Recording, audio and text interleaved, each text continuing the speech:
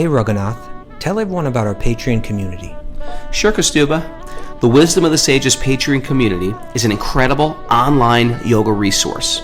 If you like the type of yoga wisdom and culture we share on the show, then our Patreon community is a great next step. This is a listener-supported podcast, and any level of sponsorship will unlock a wide range of live and archived classes, talks, and even workshops. Raghunath teaches, I teach, and we have a host of other excellent teachers on topics ranging from yoga philosophy, asana classes, storytelling, Ayurveda, kirtan, cooking, meditation, and a lot more. We even have an incredible online Bhakti 12-step recovery group. So if you want to check it out, go to patreon.com/wisdom of the sages. All right, let's get it on. Om Namo Bhagavate Vasudevaya. Om Namo Bhagavate Vasudevaya. Om Namo Bhagavate Vasudevaya.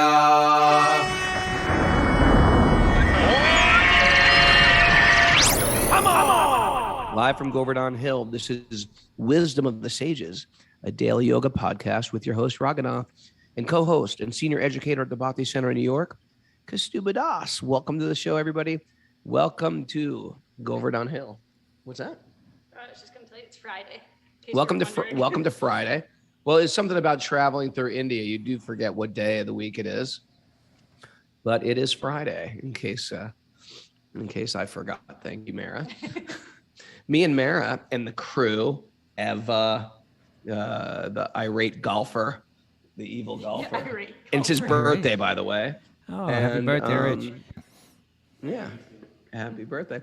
And the transcendentalist from Cyprus all went on, and Bunky, we all went on this great parikrama this morning, walked around barefoot around Govardhan. It took us 8.5 hours. It took a long time. 8.5 hours. We stopped, we enjoyed, we read, what else do we do? Prayed. We prayed. Everywhere we went, we prayed. Just sat by Govardhan offering prayers. It was just like a wonderful, absorbed. I at the halfway point, my feet were breaking down. I was like, I can't finish it. There's no way I'm going to finish this. And then I got this powerful second wind at Radhakund, and then I was just on fire. You're still on fire. I'm still pretty on fire. I'm pretty on fire. How are your And we feet, came though? back to an incredible feast. Yeah. I had some realizations today, and I know I always forget my realizations. So, Kaustubha, Yeah. can I share them with you? It can be our nugget of sorts. Well, okay, let's do it. Yeah, let's hear it. All right. What were my realizations, Mary? Oh, you forgot. And then for the lassi. You know what happens? We went to Vrndavan yesterday. We had to get some things for our deities. Just one second. So you did this parikrama of this holiest place. You went through Radhakund, the universe's most sacred place. But I got a feeling your realization came from the Giriraj Misty Bandar. What? I mean, you're talking about lassi. I was drinking this lassi. I realized. No. It's different. This is the best It lassi. is. It's not about the lassi. Okay. What this is about is a culture, just a culture of love, and just how it even works in a material way. For example, we went to do some things for our deities. We went to the Rasa Bihari Lal. You know that store in Loy Bazaar yesterday. Okay. And he says, sit down. And he could tell that we were all thirsty. It was like 90 degrees. And he goes, let me get you a cold nimbu pani, or let me get you a lassi.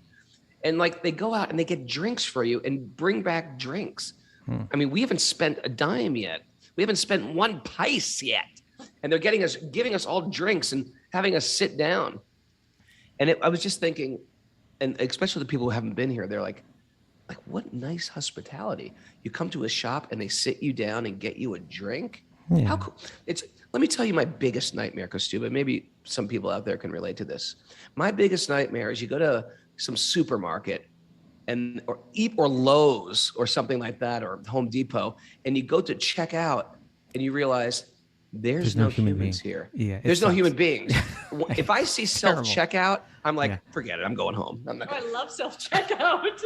No, Mara, if I see a self-checkout, I'm and then when you do, if in fact you do get a human, if there's one human and it's got 30 people in that line, I would much rather wait in that line than do self-checkout and try to get out there. I get to that machine with like 3 lemons, and they're like, I was like, how do you do this? How do you get the lemons out of the store? I will give you my money. Just check me out. Then you do get a human, and they're all like, do you want a bag? You're going to have to pay for the bag. I was like, it's okay. I'll just carry all this stuff in my arms. You don't have to give that you a personally, nickel for that Raghunath. bag. You know, And if you do buy the bag, they don't like you. if you do buy the bag, they make bags that are the lowest quality. They just like fall They apart. don't want you to use the bag. I That's part know. of it. Okay, I can appreciate that, but where's the hospitality here? Okay, that's one realization. Can you relate to any of that, Kaustubha? Yeah, I mean, I wouldn't call that necessarily like the deepest Vrndavan realization I've ever heard. Like I prefer. It's not the deepest one. Probably not. I've got deeper ones I don't share publicly. Okay. No, I've but got I a think whole there's very a deep side, people. there's a deep part of it. In other words, I think what you're saying is that there's an etiquette. It's in India and especially in Vrndavan, right? Of like it is a culture of love. You know, the same kind of etiquette, like social etiquettes, are built into the puja, right? It's kind of like, dear Lord, please come here, sit. I want to serve you. I want to please you. Let me offer you something nice. You know, it's like, that's the culture we should be cultivating, and therefore I'm with you on the self checkout. It's just so cold, and it's like, cold. What kind of world have we created? You figure it out. Yeah. Have lemons. Here's I a don't know machine. how that works with lemons. Now you got to weigh it, and then you got to put it on a scale, and then you got to put it on the other thing, or else it doesn't even register. Yeah. Right? You got to put it on that thing that weights it. It I'm feels. an expert at self-checkout. All right. Well, good Okay. job for me. What's the you had a deeper All right, the realization? next one is, so we're going around Govardhan Hill. Okay, I'm not complaining. My feet hurt. Okay, I'm not used to walking barefoot, and my feet are hurting a little.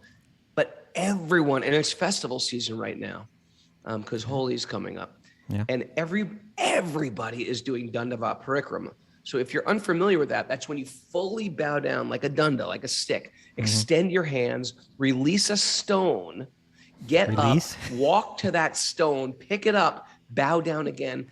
And they're doing this around a 21 kilometer hill. That's like transcendental burpees, up and down and up and down and up and down. And it's exhausting. You have teenagers do it. You have old men doing it. Old lady. We saw a mother-daughter team doing it today. It was very sweet. Like instead of getting a mani and a pedi, you're going to do Dandavat parikrama with your daughter. It was just like, and it's completely unpretentious. Like they're not doing it to prove to anybody anything. They're doing it for their love of God. It is like a complete physical prayer, like a full contact prayer for love of God without, it's like whenever we do anything, it's like, I did the New York Marathon. Look, here's a picture of me. I'm a finisher of the marathon. Or this like, I'm an Iron Man. I'm a man made of iron because I did all this. We want recognition for everything. There were no selfies being taken. There was no selfies. They couldn't care less. They're unpretentious. They're dressed, they're dressed in dirty clothes. Their hair is a mess. Of course, their hair is a mess. They're like sleeping on the side of the road, or there's, sleeping somewhere, coming back in the morning. It's incredibly impressive. So this was an appreciation. This realization. It's an appreciation. Okay. It's an appreciation. All right. Thank you, Raghunath. Like we're just like, everything is about, we need some validation. I'm going to do anything. I want validation. I'm going to meditate. Get a picture of me meditating. Okay. I was sitting there meditating. Everything has to be like documented by us. Yeah. I'm the worst, truthfully. Raghunath, what you should do is you should do a Govardhan Dandavat parikrama, and you should get a stone that's shaped like a heart, and you just drop a heart the entire way around Govardhan. Oh, drop a heart. It's a new conception of dropping a heart. What do you think? Pretty good.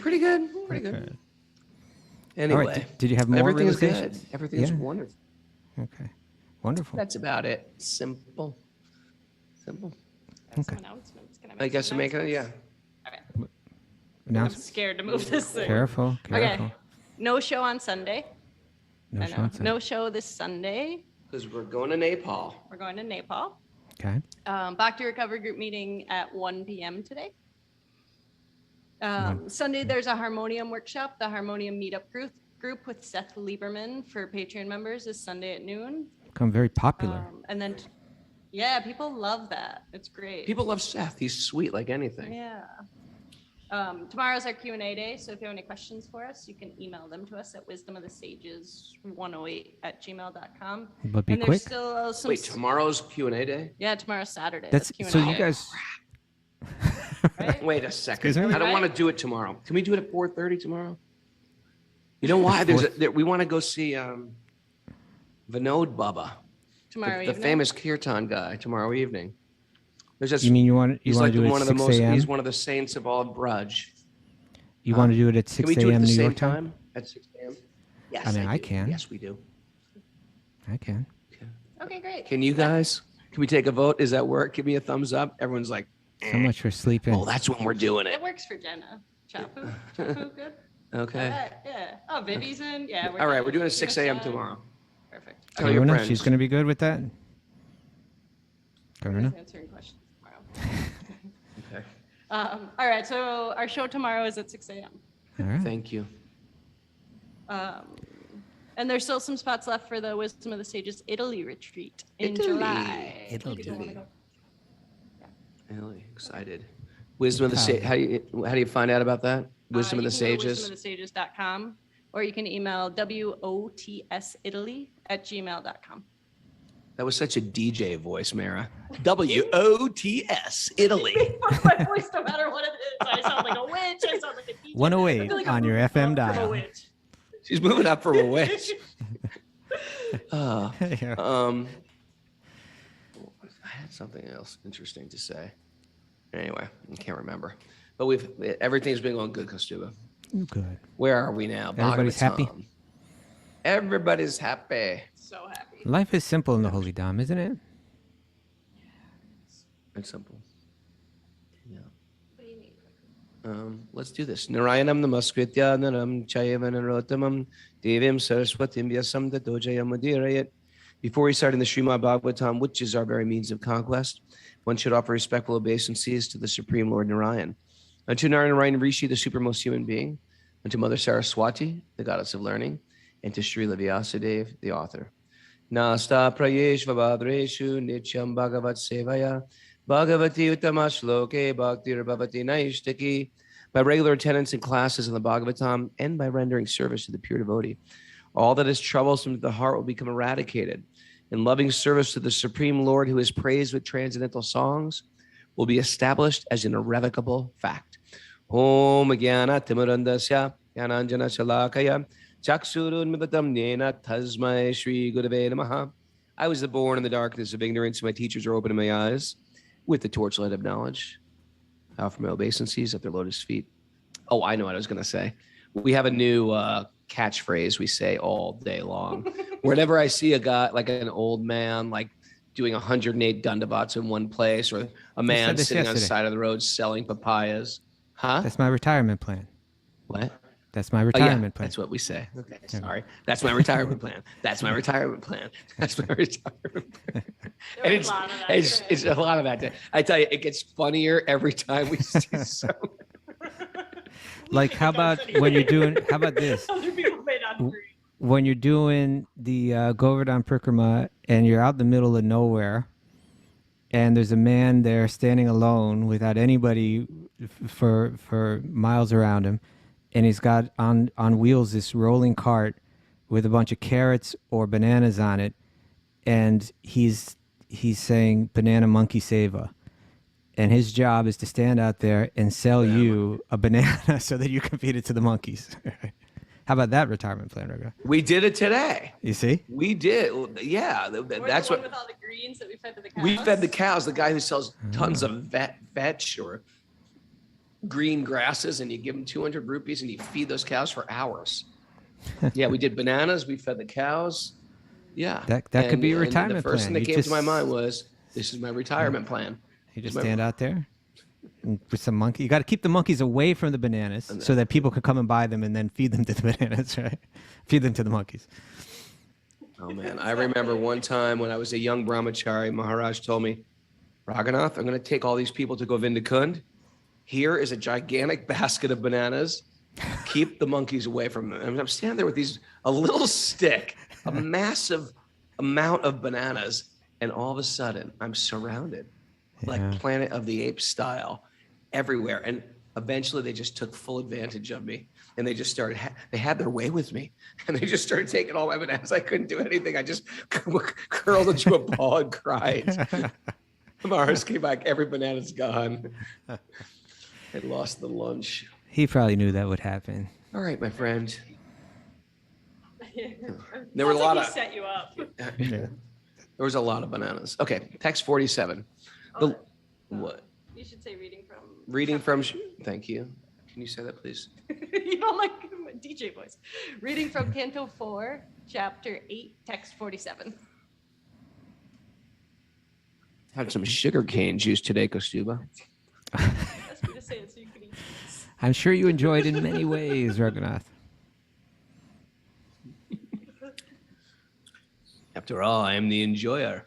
The Lord is further described as having the mark of Sri Vatsa, or the sitting place of the goddess of fortune. And his bodily hue is deep bluish. The Lord is a person. He wears a garland of flowers, and he is eternally manifest with 4 hands, which hold, beginning with the lower left hand, a conch shell, a wheel, right, the disc, a club, and a lotus flower. Okay. Text 48. Well, let's discuss this one, right? There's a lot there. First, there's Let's this talk about Sri Vatsa. Yeah, that's it's saying it's the sitting place of the goddess of fortune. I mean, I wish I really knew. I wish I really understood more about. But it's said that there's like some kind of very soft swirl of tuft of peach fuzz. You know, I think once just like like it's just like a soft hair, right? I was remembering because what made me think is I know there's one time Srila Prabhupada was talking to his disciples and Prabhupada was trying to describe like they're saying like does Krishna have a beard or does Krishna I forget what they're saying and Prabhupada was trying to like find the right word. You know, like well, it's very soft. It's and then one of the devote, I guess an American voice said peach fuzz. And Prabhupada said, yes, there you go, like peach fuzz. That's what he's got. But the Srivatsa is like some kind of soft whirl of hair, tuft on Krishna's chest. But it's said that that's the sitting place of the goddess of fortune. That that Lakshmi Devi is always with her Lord, right? And somehow she manifests there in that spot, in that place. So he's got some kind of. It's different than anybody else, what he's got there. And he's got the beautiful complexion, very deep, blue. They say blue, but, they also say it's more like a blackish, bluish, dark kind of cloud. But you can't just describe it in English language, his complexion, right? And then it says this, Raghunath, this is significant, right? The Lord is a person. He's a Purusha. The Lord is a person. He's like a being. Yeah. Literally, the word Purusha is there. Not a cloud. Or just some impersonal energy, right? This is the same, Yoga Sutra said this is the same thing, that Ishvara, that the controller or God, is a special person, right? He's like, we're also Purushas. He's the Parama Purusha and Purushottama. You ever wonder if he puts any of those things down in his activities? Like, okay, I'm going to go boating, or I'm going to go eat. I'm going to put my club down and pick up a spoon. You ever think like that? But the things that he carries in his hands, the concept. Yeah, does he always carry them constantly? Like, wouldn't that be annoying? I don't know. If nothing's annoying for him, we heard about that yesterday, right? Yeah, he's not annoyed. I get annoyed. He doesn't get annoyed. He doesn't get annoyed. Okay, let's continue on. The entire body of the Supreme Personality of Godhead, Vasudeva, is decorated. He wears valuable jeweled helmet. I would love to see that. Necklaces and bracelets. Yeah. His neck is adorned with the Kaustubha jewel, and he is dressed in yellow silk garments. I thought there was one Kaustubha jewel, but didn't I just read somewhere that there were many Kaustubha jewels? I can't remember who Well, was on the just like show, there's if it was- many manifestations of Krishna. Krishna has he wears the Kaustubha jewel, and then Lord Vishnu does. But there's so many manifestations of Lord Vishnu, and they're all wearing that jewel. So in that sense, I guess there's many, but I think it's also like one. All right, I got to remember where I read that. Okay, real yogis. No. The Lord is. Are you 49. 49? The Lord is decorated with small golden bells around his waist, and his lotus feet are decorated with golden ankle bells. All his bodily features are attractive and pleasing to the eye. He is always peaceful, calm, quiet, and very pleasing to the eyes and the mind. Take it in, right? We meditate I'm on trying so to many think, like, where things, does he right? get gold from? Is gold? What do you mean, where does he get I'm gold trying to think from? of gold. Gold is from the earth. Like, where does he get gold from? Is it I think the Earth comes from him. available in the so, spiritual you know, realm?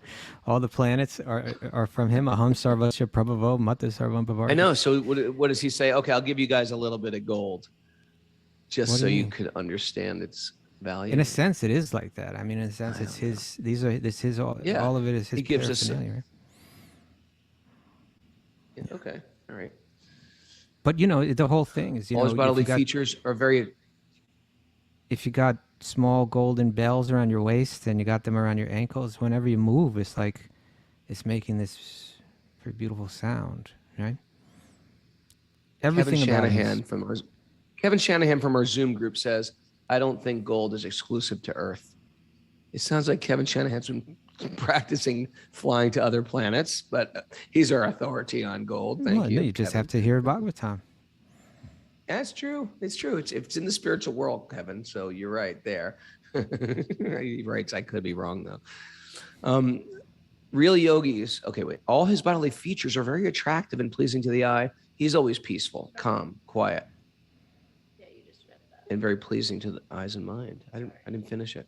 Real yogis meditate upon the transcendental form of the Lord as he stands on the whirl of the lotus of their hearts. The jewel-like nails of his lotus feet are glittering. So he's giving Dhruva that meditation, right? He's saying, okay, this is the way real yogis do it.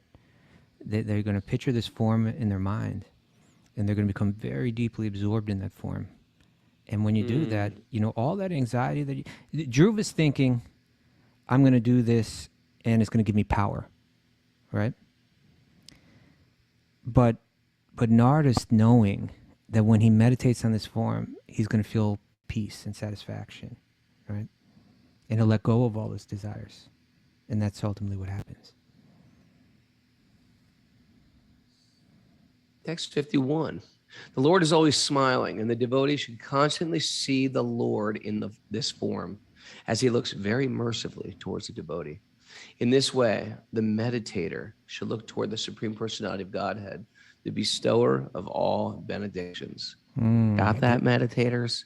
Yeah, and he's called Vara Da Rishabham. Rishabham. So you know what Varda means? Da means No, what duh means what to da give, right? means? To give. So Varda To means give, doesn't it? He gives yes. So Varda means he gives benedictions.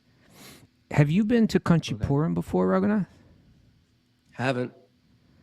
In Kanchipuram, which is this ancient temple city in South India, in Tamil Nadu, there's a temple of Varadaraj, which is a temple of Lord Vishnu.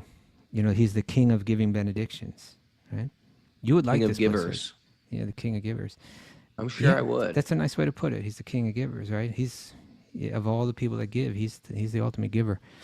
But they have in that, you know, you walk into it's one of those, you know, South Indian temples where it's like a big complex, you know, like a big square complex, huge piece of property. And when you walk in on your left, there's this tank, right? This big bathing, you know, pond, man-made pond. And under the water, they keep the deity of Varadaraj. And he only comes out, I think it's like every 40 years. Under the water?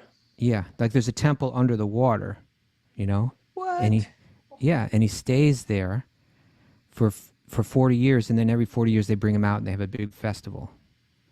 And they did it, they did it in 2019. Yeah, they did it in 2019. Oh, We missed it. Yeah, I know. Yeah, but Vardaraj. Hey, squirrel me this. Yeah. Squirrel me this. Did I tell you I met the guy from Madhava's rock band? Yeah, Raghunath, you're telling me about Madhava's rock band. You told us about your retirement plan. Did I tell the whole group? Did I tell the whole Zoom people? Yeah, we talked about it. I told everybody on Zoom. Oh, I did. Okay, forget it. Squirrel me that. That was yesterday. Things when you go to Vrndavan, you do so many things. So many things crammed in. It's like lifetimes go by in 1 hour. Okay. One who meditates in this way, concentrating his mind upon the always auspicious form of the Lord, is very soon freed from all material contamination. And he does not come down from meditation upon the Lord. This is interesting. You know what I was doing yesterday, Raghunath? I'm on this kind of like marathon, where I'm like scripting all of these lessons that I'm going to give when I go to London in a few days. Yeah. And I really have to, it's like tons of work. But I was doing just kind of like studying about Ashtanga yoga. Right? And, I've read Yoga Sutras before and so, but I was reading it again and going kind of deeper into it. And just this idea, what is Ashtanga yoga? What is meditative yoga? It's a practice of intense concentration, right? There's all of this background just so that you can become more powerful at the practice of concentration, right? Like yama and niyama, like all of the restrictions that I'm not going to have sex, I'm not going to commit violence, I'm not going to lie, I'm not, it's like all of that. And then, all practices of austerity, cleanliness and study and practicing being content and giving one's life to all of this is, and then the asana and then the pranayama and then the pratyahara, like all of that is just so that you can learn to concentrate. And the idea is that you can concentrate on one object if through this practice, stronger and stronger until you lock your mind on something so intensely that it's said like in samadhi, you actually kind of like forget that I'm someone looking at something. You're just so absorbed in what you're meditating on. You just feel the qualities of what you're meditating on, and you don't even realize I'm meditating on this, in a sense, right? Like that's how Patanjali describes samadhi. But the idea here, here he's saying that, you need to meditate, concentrating with the mind on this. You need to concentrate. The idea is if you can bring your mind to the form of God, and for us, it's not just the form, right? For the Bhakti-yogis, the concentration goes to the form of, here the form is being described as the object of meditation. But Narada is also going to meditate on the form of the deity, right? That's a way that you can practically do this. He's going to say meditate on the name, right? He's going to give a mantra. But the idea is like getting deeper and deeper and deeper into bringing the mind and locking it deeply on something that you become transformed. Here he says that one is soon freed from all material contamination, right?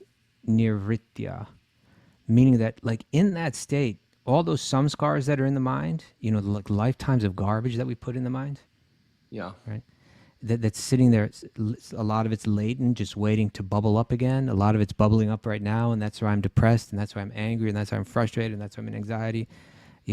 It's by this type of concentration, bringing your mind very deeply to something, that it can become transformed. So in the practice of bhakti, which is what Narada is giving to Dhruva, he's saying, bring your mind, focus it very intensely on the form of Lord Vishnu, and then all of those samskaras, right? All of that material contamination will be transformed, and you're going to be relieved of your anxiety. You're going to be your frustration, your anger, your bitterness, all of that. And it's true, that's why we do kirtan, right? You get your mind deeply absorbed in kirtan, right? You get your mind deeply, like you guys are in Vrndavan right now. It's like the mind gets deeply absorbed, deeply absorbed in Krishna and Krishna's pastimes. And that's our process.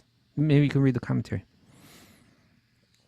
Like that commentary. I think a great story. It's not a squirrel if it has something to do with concentration, but Text 52. maybe I'll save it. about I'd concentration. like to hear your story. I'm going to hold off. Why, Raghunath? Why? Why are you holding back? All right, I'll tell you a good story.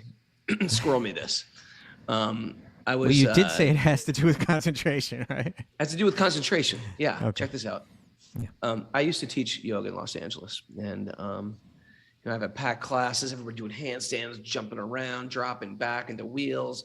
It was a very difficult class I would teach, and I had a bunch of strong students. So there was this one devotee who I really liked, and he's sort of a transcendentalist type of devotee. He's my age. He grew up in India. His parents are devotees, and he grew up a devotee. And he studied in yoga in India since from his childhood. So he's one of these guys who's just naturally good at yoga, and he's got one of these very wiry, strong bodies. But he just never did American yoga at all. But he came to my class, and it's one of these guys. He's sort of like on another planet, sort of. He comes in late. My class is packed. He comes in late, doesn't have a yoga mat. He's wearing jeans and like no yoga clothes. He's got jeans on, Okay. takes off his shirt. He's like pushes his way to the front. And I tell you, he completely keeps up with everybody in the class.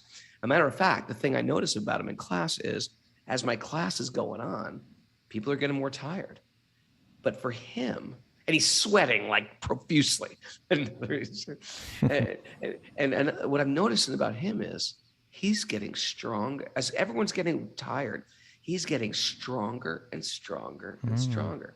So after the third day of coming to my class and doing the same thing, coming late, wearing jeans, all this stuff, I was like, hey, can I ask you a question? What? I've noticed like at the end of the class, you're getting stronger while everyone else is completely pooped. I was like, how do you do that? And he broke into this whole thing. He says, and he's one of these guys like he's so quiet sometimes. You think he's not so smart or something, but he's very smart. He's one of the guys super smart. And he just said, Raghunath, the reason why people are sick in this world, the reason why people are unhealthy in this world is because they're not doing yoga, is they don't know how to control their mind. When you do yoga, you got to pull your mind in and like literally hold the concentration and focus on one point. People are just blowing their mind out everywhere. They're concerned about how they look to people or how they look to themselves. And they're looking around the room. He goes, you got to hold your mind to like a focus point. And then you've harnessed energy. And then you get stronger and stronger and stronger. What do you think about that? Yeah, it's true. Was he an austere person? He was one of these guys. He was just like a Bhakti-yogi guy. He was just one of those guys who's like, he knocks on your door. Hey, what are you doing? You want to chant Hanuman Chalis? Hey, what are you doing? You want to sit around chanting Shri Kavacha for a few hours? And stuff like that. It was just like, let's just chant mantras. He was renounced, and he was like, he knew thousands of mantras, and just like an interesting guy. You get power from that too, from austerity. You get power from austerity, that's for sure. Yeah. Yep. That's it. That's the story. Okay, thank you for that. How was that for a squirrel? Yeah, it was good. That was sort of on target. That's my point. I wasn't a full-on squirrel. That was like a chipmunk. Okay. Now let's hear the commentary. Okay. The fixed meditation is called samadhi or trance. A person constantly engaged in the transcendental loving service of the Lord cannot be deviated from meditating on the form of the Lord, as described herein.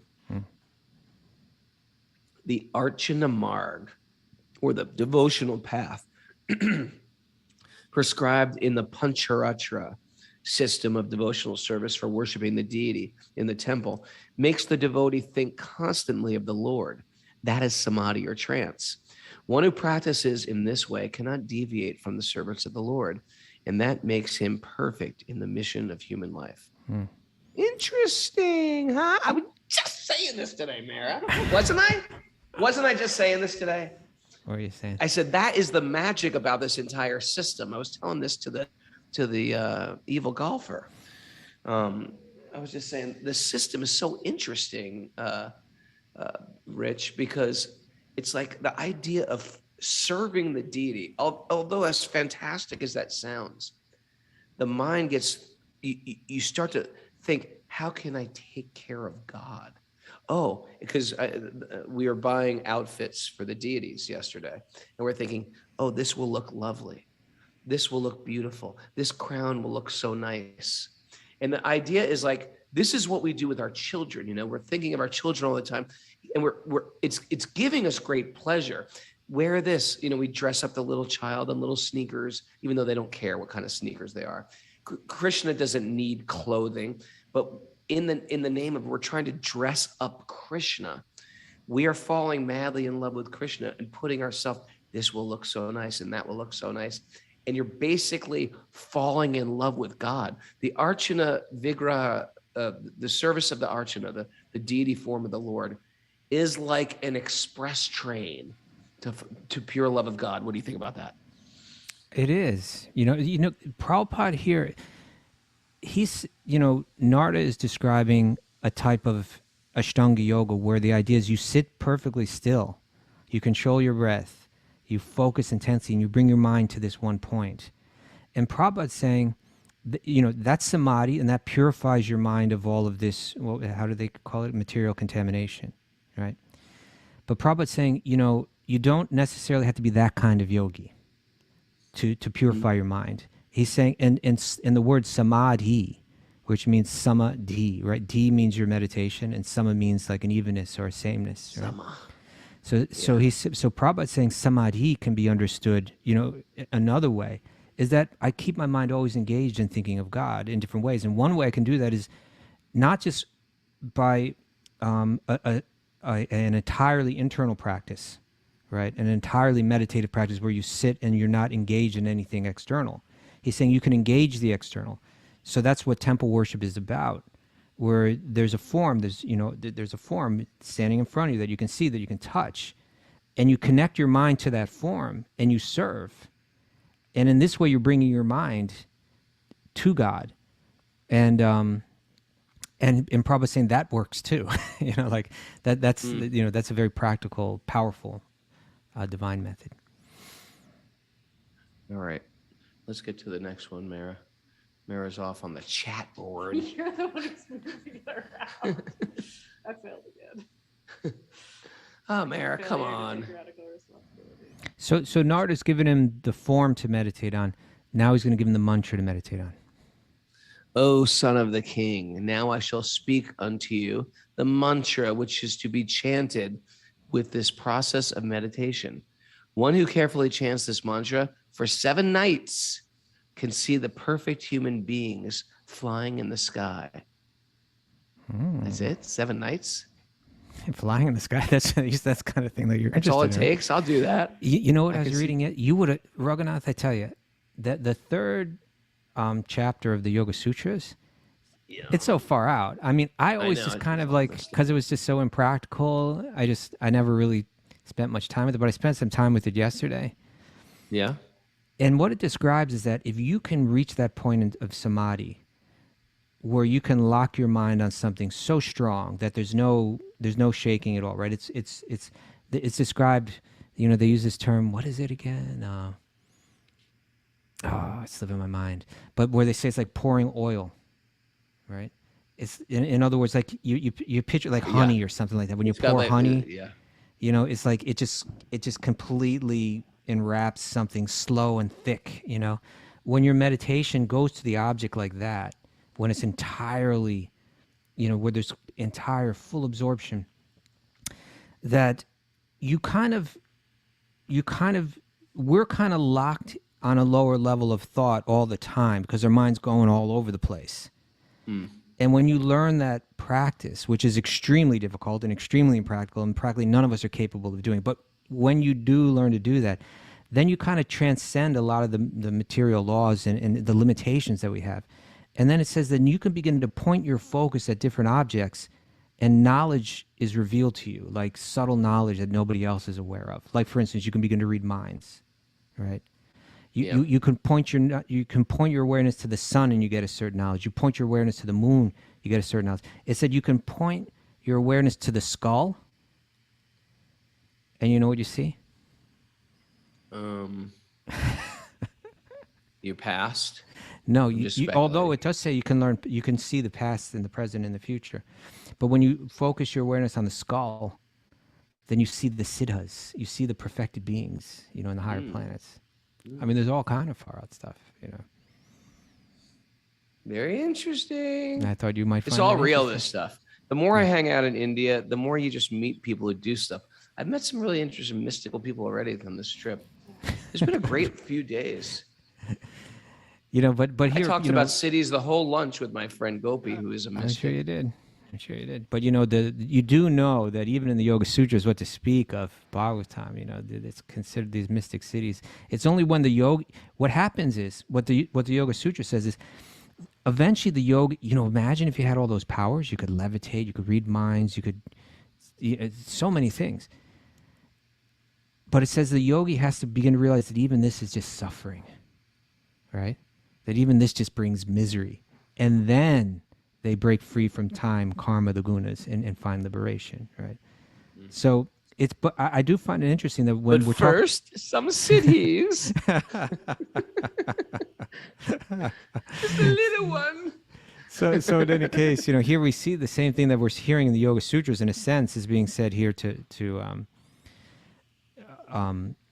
Dhruva. When you're fixed in samadhi, you're going to be able to see things other people can't see. For instance, you can see the perfected human beings, the siddhas, flying in the sky. That's floating around.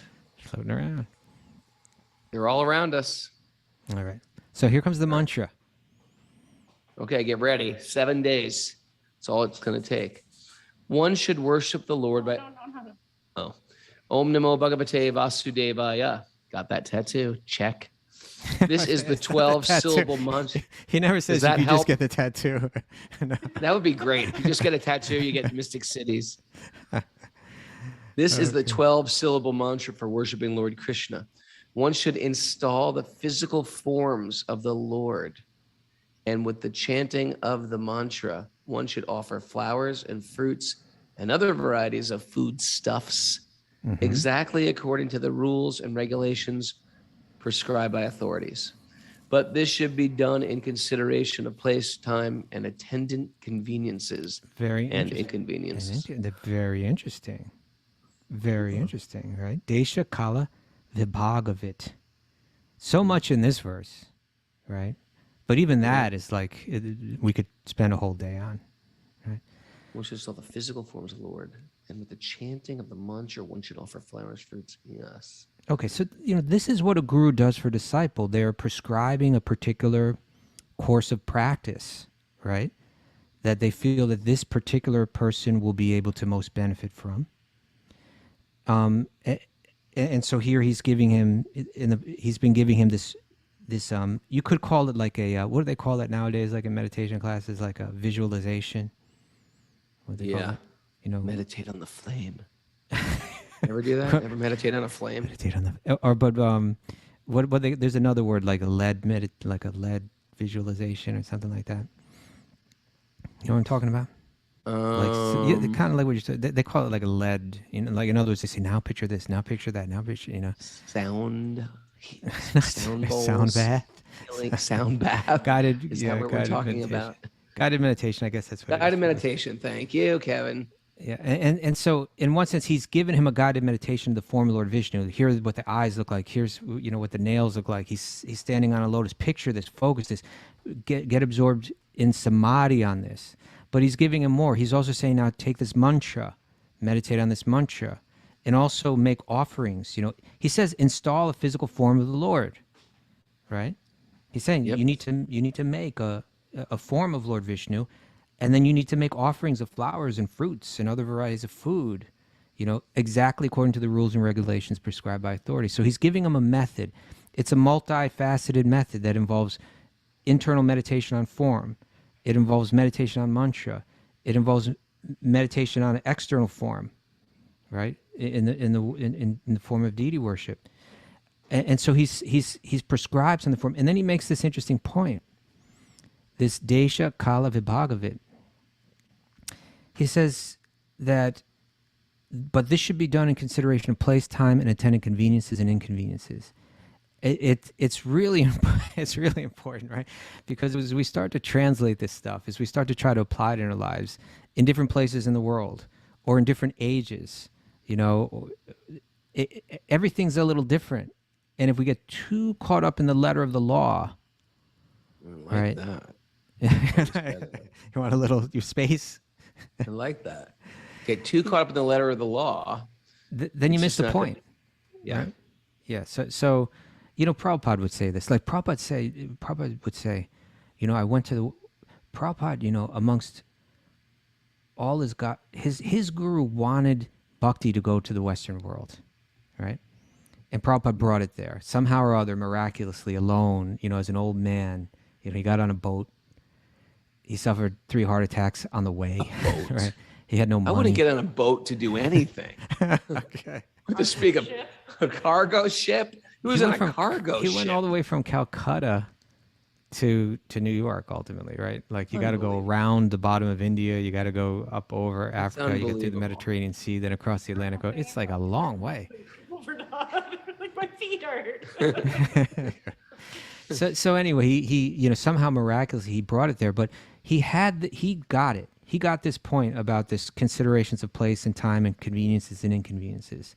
He looked at the people, he looked at the situation, and he said, how can I give them the essence, right? If I try to turn them all into strict, you know, like overnight, you know, turn them into strict Orthodox Indian Hindus, Brahmanas, Vaishnavas, Brahmanas. Yeah. So he recognized, but I need to give them the essence of it so that they're really practicing it, so that it is transformative. And so he said, people criticize me, like different Brahmanas in India or even different god brothers of his would criticize him, saying like, you know, you've for instance, you know, in India, the ashrams are always men's ashrams, like the monks' ashrams, they're always just for men, right? Prabhupada said, no, all these women are coming forward. Because in India, the culture is it just wasn't like that, where women would leave the family and so on, you know. But in America, it was like they're all hippies and they're running around like totally, you know, like free. And Prabhupada said, okay, let's bring them into the ashram, you know, let's give them ashram life and give them the sadhana and all of that, you know. And in many ways, he made subtle adjustments according to the time, according to the place, according to the circumstance, so that you can get to the essence. And so I just found it interesting that that's mentioned right there. You know, Narada's he's so right on, just laying it all out. But there's an incredible, it looks like, I'm sorry, go ahead. That's the expert teacher who knows how to adjust and when to adjust. Exactly. And when to sacrifice a detail for the principle. That's exactly right, Raghunath. Thank you. Well said. And you know, and so even these past few verses and culminating in this verse, we really get the idea of what a guru does, right? Let's go ahead and like get over these sentimental or silly ideas about what a guru is. You know, they're going to touch me, they're going to hug me, they're going to, you know, look in my eyes and I'm going to be transformed. No. They're an expert that's walked a path, that knows it, that can answer all the questions about it, that can understand a person, understand their circumstances, understand the nature of their mind and so on, the nature of their circumstances, and prescribe a way to practice that they're going to be able to, that's not too impractical for them. You can't just tell everyone, wander away from home, leave your family, leave your, you know, not everyone can do that. Or if they try to do it, it would create such a conflict and a disturbance within them that they wouldn't be able to do the spiritual practices, right? So that what the guru does is they know all of this. They have a deep realization of it. They know how it applies and how it works. And what did you just say? That they don't... They sacrifice the details for the principle. Right. They know the principles. They know the principles well, and they know how details can be adjusted. You can't adjust them too much or you lose the whole essence of the thing, right? So they know how to adjust the details in just the right way so that you get a practice that you can follow, that inspires you, that gives you, that doesn't suck your energy away, but that gives you energy as you're practicing. You know, there's that story of Gajendra, right? Tell me. Gajendra was this elephant, and king of the elephants, and he's just enjoying life. He's got his girlfriend elephant, his wife elephants. Many girlfriend elephants, and a bunch of sidekicks going like, yeah, boss. He was the alpha elephant. He's an alpha elephant. He's got many beautiful female elephants around him. He's in the water. They're splashing around. He's having the time of his life. And then that the material world gets you, right? That crocodile. The crocodile of death. It bit him, got his leg, and he's in there fighting in the water. For a very long fight, he's fighting for his life in the water. Now, this was the interesting point, and Srila Prabhupada makes this in the commentary on this story. Prabhupada says that the elephant is actually more powerful than the crocodile, right? I mean, the strength of the elephant, it could just step on the elephant, crush it. But the problem is that they were fighting in the crocodile's environment, in the water. Element, yeah. In his element. The crocodile was in his element. The elephant, if they were on land, the elephant would have won. But because they're in the water, they're in the crocodile's element. And as they fought, it's almost like this yogi that you were talking about. As they fought, the elephant was losing strength, but the crocodiles, because he was in his element, he was gaining strength, right?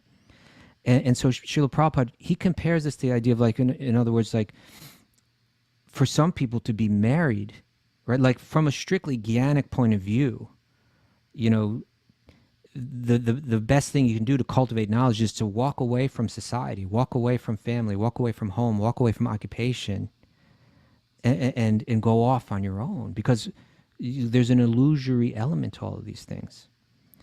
But Prabhupada was saying some people do that. They'll get weaker. They're out of their element, right? And they'll get weak. They'll fight, but they'll get weaker and weaker and weaker. But if you remain in your element, you can fight and you get stronger and stronger and stronger. So that's so for some people it may be good to, or maybe for some point in their life, or towards the end of their life, or maybe their entire life, to live, to never marry, and to devote your entire life, to service as a renunciate. But for other people, it's going to make a lot more sense to remain in their element and gain strength as they're doing their practice through that. And that's what a guru does. He knows how to adjust the details in such a way that the important principles are maintained and the practice can become transformative. Oh, we're out of time. Kaustubha, absorbed in your love of Godhead, Yeah. we have run out of time, my friend, and I'm going to pass the mic to our good friend Mara for some takeaways. Mara? All right. Delicate. Okay. You don't need to take a selfie of devotional service. You You don't. don't need to. It doesn't work if you don't do the selfie. So Sometimes it they're still good. works. Yeah. We meditate on so many things. Meditate on the Lord's features. Yeah. Our Lord is the King of givers. Yeah, what's that called? Vardaraj. Vardaraj. Vardaraj. Meditation will transform and free us of our material contamination. Mhm. That's a great phrase. Material contamination. The samskaras. Check. Contaminated. Deep absorption relieves us of resentment, anxiety, anger, depression, fear, etc. Well, it depends what you're deeply absorbed in. That's Fair true. enough. That's a good point. Deep absorption in the form focus- of Lord Vishnu will do that. Yes, Yeah. exactly. Focus your mind to gain energy and strength. Yeah. Okay. Fix your mind on caring for God to fall in love with God. Yeah. Deity worship is the express train to love of God. Mm-hmm. Yeah. Express train. When you harness the mind, you find freedom. Do. Yeah. Tattoo your mantra for mystic cities, but even mystic cities bring suffering. Oh, okay. Keep that in mind when you're getting your latest tattoo. Karuna is saying, I am reading that phase of Srimad Bhagavatam, the Gajendra story. What a little pundit she is. She's a pundit. Oh, she said she knew a verse that we quoted today, the Aham Sarvasya Prabhavo. Oh, that's a good one. Should we get her on? Let's get her on. Okay, there we go. Aham sarvasya prabhavo mata sarvam pravastate iti madva bhajante mam buddha bhava samanvitaha. Boom. Yes. Well knows it. Boom. She's got it. Well done, Hey, Karunaji. special prayers go out to Gopal Chandra Prabhu and Anna Sira, who are going through it. May your minds be absorbed in Shri Radha and Krishna's lotus feet. We love That's both the of you best guys. benediction. Best benediction. And thanks to everybody for joining us at Govardhan Hill. And I'm looking forward to sharing everybody. Remember, we're starting at 6 6. a.m. tomorrow, New York time. because we have an evening program with one of the great saints of Brudge tomorrow night. So I'm very excited about that. Thanks, everybody. I didn't take my nap today, so I'm getting a little groggy.